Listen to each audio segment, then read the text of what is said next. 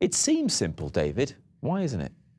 Well, you have to look at how the energy companies buy their wholesale energy, and they buy it well in advance of us actually using it today. And they do that for two main reasons. They do it to make sure that the lights turn on and the gas is there when we need it today in a cold spell. So they're buying it 2 or 3 years ahead. So in 2 or 3 years' time, it's going to be even cheaper, right? It will certainly be coming down this year because they buy it in not everything 3 years ahead. They're buying it in different proportions, some 3 years ahead, some 2 years ahead, some a year ahead, some 6 months ahead, some a month ahead.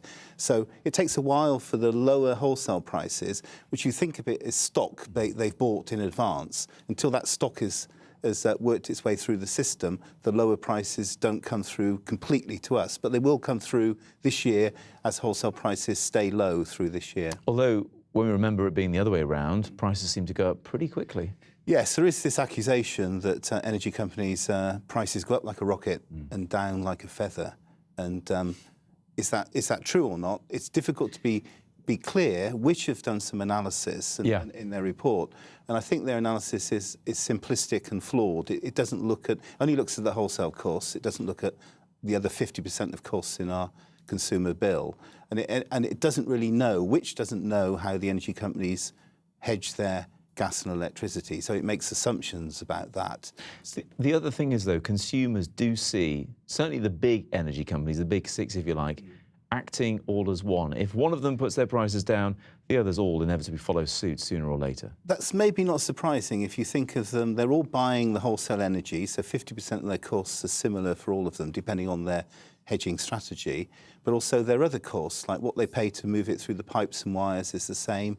Their IT costs are probably much the same.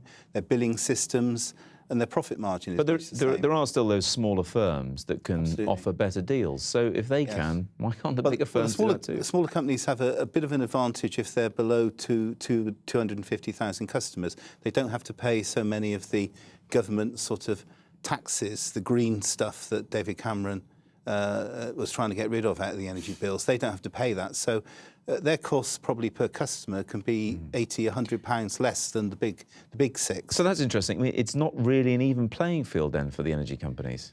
The big six complain about that sort of difference. And of course, it's a bit of an incentive for the smaller companies to stay small, because once they go over that threshold, they then have to start paying those extra costs, which means they can't be so competitive with the big six.